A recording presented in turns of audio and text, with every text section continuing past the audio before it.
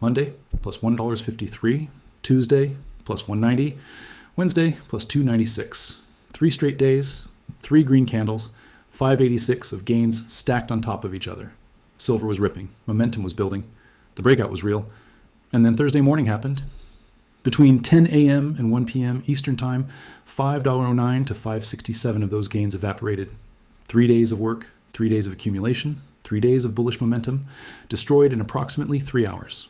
If you're sitting there right now looking at your screen wondering what just happened, I am going to explain it to you with exact data, exact mechanics, and exact strike prices.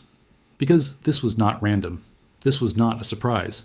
And if you understand what I'm about to break down for you, you will see the next one coming before it hits. Let me walk you through the exact numbers first, because I want you to see the setup before I explain the execution. The 3-day climb Monday, March 30th. Silver closed at $71.13. That was a $1.53 gain on the day. A clean 2.20% move to the upside. Nothing crazy, nothing parabolic. Just a solid, healthy green day that got bulls feeling confident. Tuesday, March 31st, silver pushed higher. Closed around $73.03. Another 190 added. That is a 2.67% daily gain. Now you have got back-to-back green sessions. The momentum traders are starting to pile in. The technical indicators are turning bullish. Social media is buzzing. Everyone is talking about $75. Wednesday, April 1st. Silver did not just meet expectations, it blew past them. Price ripped to approximately $75.99 at the high. That is another $2.96 on the day. A 4.05% single session move, 3 consecutive sessions of accelerating gains, each day bigger than the last. $1.53, then $1.90, then $2.96. The buying pressure was intensifying. The chart looked like a rocket launch. Total cumulative gain across those 3 sessions. $5.86, that is 8.24% from Monday's starting point. In a precious metals market where a 2% weekly move is considered significant, silver just delivered 8.24% in 72 hours. And then came Thursday, the wipeout, April 2nd. Today, silver did not just pull back, it collapsed. From the Wednesday high of $75.99 down to the $70.32 to $70.90 range. That is a $5.09 to $5.67 drop in a single session, a 6.8% to 7.5% intraday decline. Every single dollar gained on Monday, Tuesday, and Wednesday was taken back. The entire 3-day rally was erased like it never existed. Now, here is where most channels would stop. They would tell you the market dropped. They would show you the red candle. Maybe they would blame it on the dollar or the ADP data or general market weakness. And that would be the end of their analysis. But that is not what happened here. The reason silver lost 3 days of gains in 3 hours has a very specific mechanical explanation. And that explanation starts with 3 letters. SLV, the options wall. Today, April 2nd, 2025, is SLV options expiration day. Over 11 million options contracts expired today. 11 million. I need you to absorb that number because it is the key to understanding everything that happened. An options wall is not a conspiracy theory.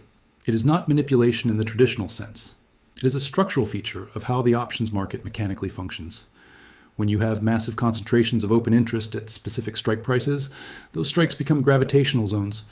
The price gets pulled toward them, pushed away from them, or pinned to them, depending on who holds the larger position and how market makers need to hedge. Let me show you the exact open interest data that set up today's massacre. The $70 call strike. This is where the biggest wall sat. $4.139 new contracts were added to this strike recently. That is a 660% increase in open interest. 660%. When you see that kind of surge in open interest at a single strike price, that is not retail traders placing small bets. That is institutional money. That is whale activity. Someone or multiple someones positioned heavily at $70, the $64 call strike. 10,137 new contracts added, a 377% increase.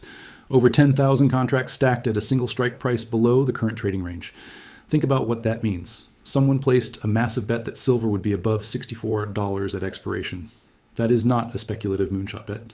That is a high probability trade designed to collect premium. The $66 call strike. Huge open interest concentration. The $60 level had approximately 4,000 contracts added on both the call and put side. A 29.6% increase. And the unusual part about the $60 strike is the balance. Almost equal call and put open interest. That kind of symmetry does not happen by accident. That is a straddle position. Someone is betting on a big move, but hedging both directions. Now let me explain why all of this matters and how it connects to what happened today. How the mechanism works. When a call option expires below its strike price, it expires worthless. The buyer loses everything they paid for that contract. The seller, which is usually a bank or market maker, keeps the entire premium as pure profit. If silver closes above $70 today, every single one of those 4,139 call contracts at the $70 strike pays out. That is millions of dollars flowing from the option sellers to the option buyers. If silver closes below $70, every one of those contracts expires worthless. The sellers keep everything. Now ask yourself, if you were a major bank sitting on the sell side of thousands of $70 call contracts and silver was trading at $75 to $99 yesterday, what would you want to happen today? You would want the price below $70, and you would want it there by market close. This is not about a shadowy conspiracy. This is about financial incentive and mechanical execution. The entities sitting on the short side of these options, contracts have every reason, every tool, and every historical precedent to push the price below the key strike levels on expiration day. The cascade sequence. Here is exactly how the selling cascade unfolded today, step by step. Step 1. The ADP employment data released this morning came in stronger than expected. This gave the dollar a short-term boost. A stronger dollar creates natural selling pressure on precious metals because they are priced in dollars. This was the trigger, not the cause, the trigger. Step 2. Silver started sliding from the $75 area. As it dropped below $73, the first wave of technical stop losses got activated. Traders who bought during the 3-day rally and placed their stops below key support levels started getting knocked out of their positions. Step 3. Silver hit $72 and broke through it. This triggered a second wave. Market makers who had sold put options at the $72 strike now needed to hedge their exposure. How do you hedge a put option that is moving into the money? You sell the underlying asset. So the market makers started selling silver futures to hedge their $72 puts. This is not a choice. This is a mechanical requirement of risk management. Step 4. The price drops to $71. More stops triggered, more hedging required. The selling feeds on itself. Each strike price that gets breached creates a new wave of mechanical selling for market makers adjusting their hedges. Step 5. Silver hits the $70 options wall. This is the big one. Remember those 4,139 contracts with 660% increased open interest? When silver broke through $70, the hedging activity exploded. Market makers who were short $70 calls no longer needed their long hedges, so they sold. Market makers who were short $70 puts needed to initiate new short hedges. The volume of mechanical selling at the $70 level was enormous. Step 6. Price stabilizes in the $70.32 to $70.90 range. The cascade exhausted itself. The major strike levels had been breached. The hedging adjustments were complete. Silver found a temporary floor. That entire sequence from $75.99 to $70.32 played out in approximately 3 hours. And every step of it was driven by the mechanical structure of the options market. Each strike price acted like a trapdoor. Once the price fell through it, the hedging activity pushed it down to the next trapdoor. The volume tells the story. Here's a critical data point that separates what happened today from a normal sell-off. The trading volume today was significantly above the 20-day average. This is not a normal stat. When you see high volume combined with a sharp price decline, that tells you something very specific about who is doing the selling. Retail panic selling happens on moderate volume with wide bid-ask spreads. People are rushing to sell, but the market is thin. The price gaps down in chunks. What happened today was different. This was high volume, sustained, methodical selling. That is institutional distribution, large players selling into existing bids, walking the price down in a controlled manner. This is professional execution, not emotional panic. The institutions that needed silver below $70 by today's close had the volume to get it done, and they executed it precisely. What the $64 and $66 strikes tell us. Remember the $64 call strike with 10,137 new contracts added?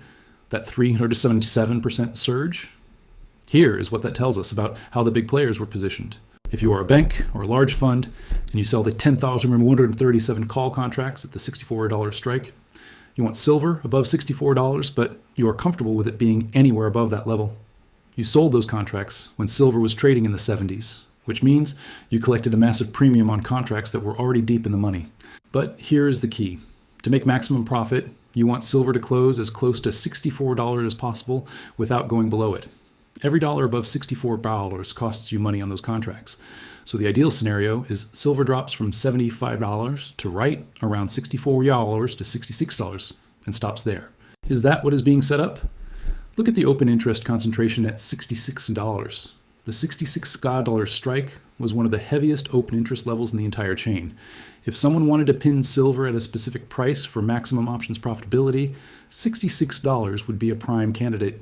Now, I am not saying silver is going to $66 today. The expiration has already passed for most contracts. But I am saying that the structural setup revealed by the options chain tells you exactly where the big money wants the price. And that information is invaluable for understanding future price action. The 67.34 technical level. Below the options mechanics, there is a critical technical support level sitting at $67.34. This is a level derived from previous price action where buyers have historically stepped in with significant volume. If the current selling cascade extends beyond today, which is possible given the momentum, 67.34 is where the physical buyers and the technical traders converge. If 67.34 holds, that becomes the base for the next move higher. If it breaks, the next support zone is $65 to $66.6, which lines up almost perfectly with the heavy options open interest I just described. That is not a coincidence.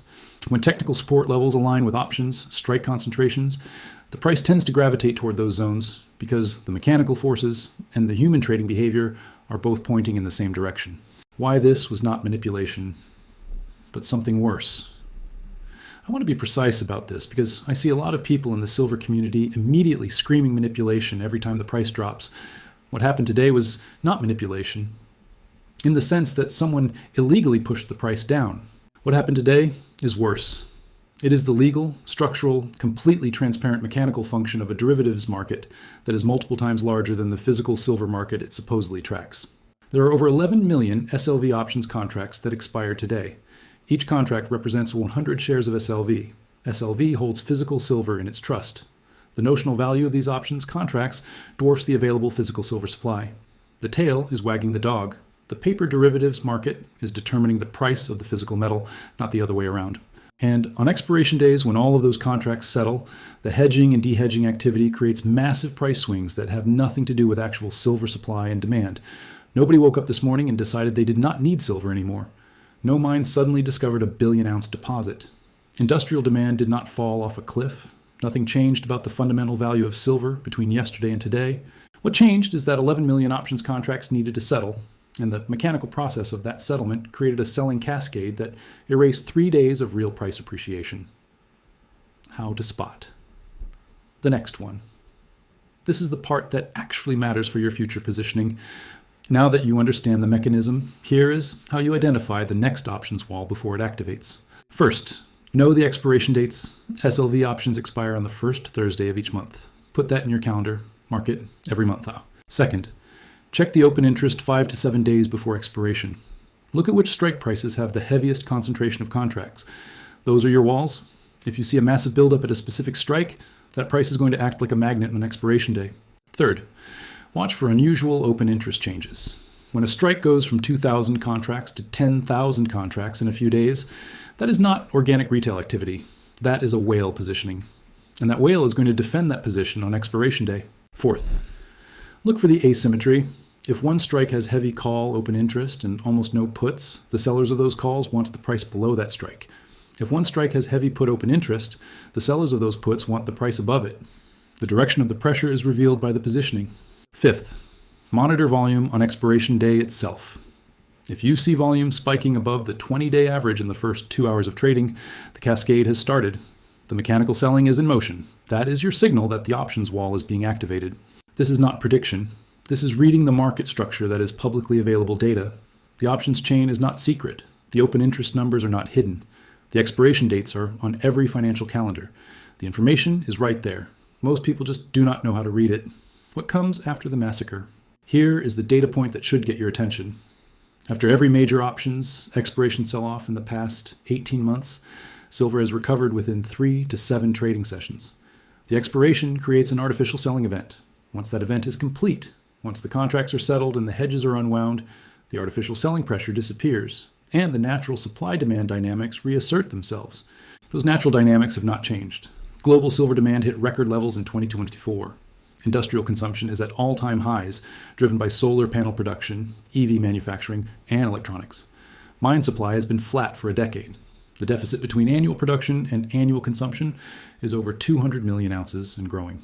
None of that changed today. The only thing that happened today is that 11 million paper contracts expired, and the mechanical process of settling them temporarily crashed the price. The fundamentals did not crash, the supply deficit did not crash, the industrial demand did not crash. The paper settled, the price dropped. And now the same structural deficit that was driving silver higher on Monday, Tuesday, and Wednesday is still there, waiting. The bigger picture.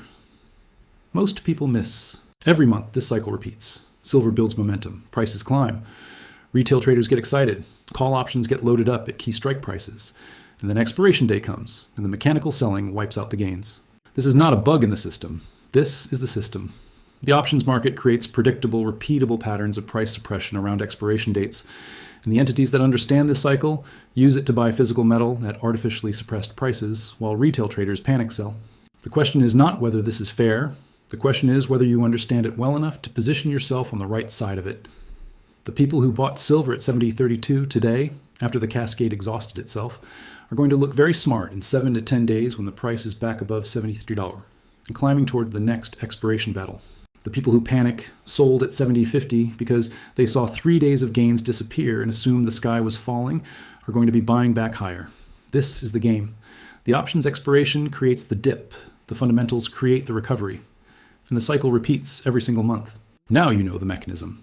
Now you know the strike prices. Now you know the volume signals. Now you know the timeline.